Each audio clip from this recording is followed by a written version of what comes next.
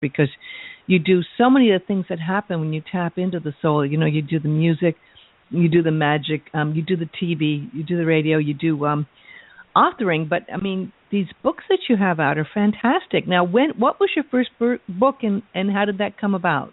Ah, perfect. What a fascinating, well, I think it's fascinating. I hope your listeners will think it's fascinating. The very first one was called Magic Happens, with an exclamation point.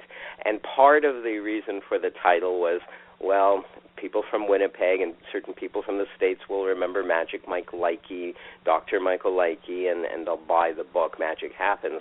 But the other reason is really the magic of life, if you will, or God. God sometimes, and the word magic, right or not, I sometimes intertwine for people who can't relate to the word God. And how that came about was that one year, the same year that I clued into Dr. Masters' University of Metaphysics, I'm sitting at my computer, and I'd never channeled before. I'd never consciously channeled before. I'm sure I channeled, but not consciously up to that point. And I set out the intention this year, because I'm sort of driven that way. This year, which was about 10 years ago, I'm going to write a book. I'm going to get a degree, and I forget what the third one was, but there were three. And suddenly I felt as if there was an umbrella over my head. Not right over my head, but about where the ceiling of the room was. And it was a very comforting, warm feeling, a familiar feeling as well. And I knew, and I sensed, because I had done mediumship for many years previously, a presence, or a number of presences, if you will. And I asked the question in my head, who are you? And then they presented to me in a split second. It's going to take me way longer to explain what the answer was than the actual answer. I'd conducted a Passover Seder for the first and only time some years before, and part of that Jewish or Hebrew ritual, if you will, part of that dinner is you hear a knocking at the door. You open up the door to allow, in English you would say Elijah, but we say Eliah or Eliyahu, the spirit to pass through. It's a great prophet, or the spirit of a great prophet, Elijah or Eliah. And then you open a second door. Hopefully there's a second one in your residence to pass through. And that was all presented to me so that I would know the name of this group of higher resonating spirits. They were Eliah. So that was the first time Eliah had come to me. And I say Eliah not as one, but as a group core. And they were essentially my spirit guides plus many, many, many hundreds. So that came to me, and I thought, holy cow, here I've been gifted this amazing set of presences for other people. Because all of this, I mean, the impetus originally for everyone is, better yourself, heal yourself. But really the gifts and the tools that come to you are for others. It's for you to share. It's for you to give and be the best person in this lifetime that you can be. So I thought, wow, this is amazing. Immediately, I started typing. And it was as if I was looking through gelatin. The screen wasn't very clear. I'm just typing away. At the end of that day, I don't know how many pages I'd written. I know it took me a month to write this book, Magic Happens. And well, I have to just jump in here and say, Michael, that a month to write a book is magic, because, I mean, I've done 3 books. I'm in the middle of my 4th, and I know we have some fellow students and alumni out there that have books, and I haven't met anyone that's been able to write a book in a month. So, I mean, that obviously was being divinely directed and guided, wasn't it? I couldn't agree with you more, Cindy. And I'm still moved. I'm still so grateful for that, which still comes to me. And for me, it was a very, very natural thing. Write so many pages a day. I like to allot my time because I do many things. I devoted the mornings to writing that book and the afternoons to doing Dr. Master's study, or I would flip that around. But I allotted my time in such a way. And at the end of each day, my wife, who's a teaching assistant, her name is Susan, would read whatever I'd written. We'd read it together. And yes, it all made sense. here I am just typing away each day, and the book is coming together. Its structure, its meaning, its overall meaning, its individual meanings. I was just blown away by this, and in time I began giving public lectures and seminars involving Elia. They would rather give messages. I would record them and just do that for free. I was just doing that for as many people as we could. We rented space at a nearby metaphysical store, etc., and the rest, in that way, is kind of history. That was a phase in my life that I'm so grateful for, where I was able to channel Elia and just give all this information so that people can help themselves. And did you feel that Elia was an ancient spirit guide of yours, or did you ever find out? I mean, did you feel a connection? Was it another form of your soul's life, or what was your connection with this particular spirit guide? All of that, what you just said, Cindy. But the name or the word Elia is just the name of the soul group, or the group of higher resonating spirit guides. Up until that point, I was only aware of 3 or 4 around me, and I still am aware. But with this Elia group, it was my 3-4 spirit guides and about 100 more. Or probably more. It was probably an infinite amount. Really, to say 100 is only because I saw hundreds, but there was way more. So it's really a group. It's really a group. And again, I'm so grateful that people started listening to the messages. They'd ask questions. I would channel the Elia group through me and give them answers and give them the free CD and do all that. I'm so thankful. Shortly after that, about a year or 2 after, came the book Journey of the Mind, Journey of the Soul. And I like to group those 2 books together because they came relatively close in time. And that was more a very analytical book. It was a very clinical book about the soul and about meditation. And I can't say... it will resonate for many, many people if they pick up the second book. But for me, I'm not so clinical. I do have that clinical side to me, which balances me. But when I look at the book, I think it's really dry. So, of course, hot on the heels of that came my third book, not Journey of the Mind, The Signs of the Soul. And that's my favorite one, even though I've written about a dozen other books since then. The Signs of the Soul contains the first 2 books, plus, maxed out.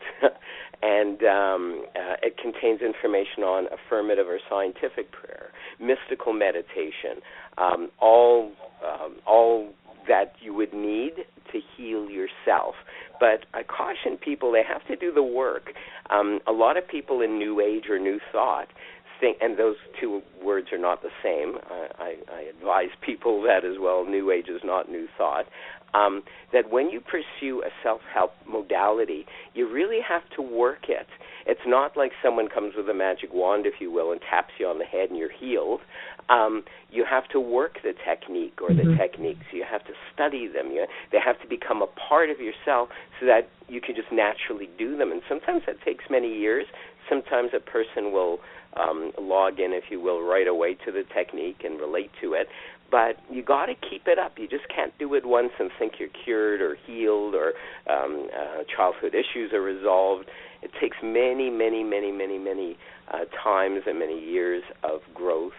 And I agree with Dr. Masters. When I meditate every day, I meditate several times a day, I try to clear away my personal ego will. What I got from the theocentric psychology studies is all these healing techniques are well and fine and they're legitimate, anything that anyone is drawn to.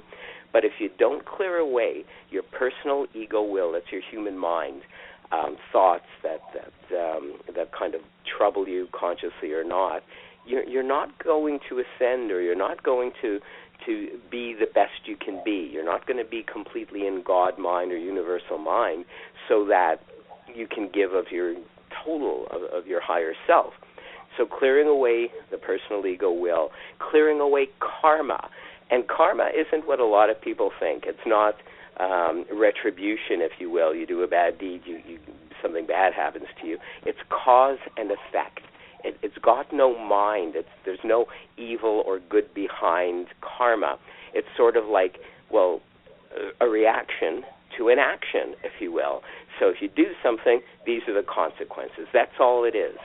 So we have to clear away past life and current life, if there is current life karma, in order to be the best we can be. And can I bring up a subject here that's so important, because you've been talking about your spiritual path and all these things that happen, and you brought up a very important point, which I'd like to go into a little bit. Yes. It is the meditation. It is the connection. It's also the burning desire to find the truth and God and become one with it. But you brought up something that I think is so important that people need to understand, which is also when you get this, there's certain ways you can incorporate it. You share, obviously, through your work, through your books, but you have to be able to live it and put it to work in your life as well. Yes. And it's so different in metaphysics. You don't go to church on Sunday and then the rest of the day you just do what you. And some people don't even go to church on Sundays anymore. They just go at Christmas and Easter. But with metaphysics, it's a daily practice, and then it's putting it to work in your life, isn't it?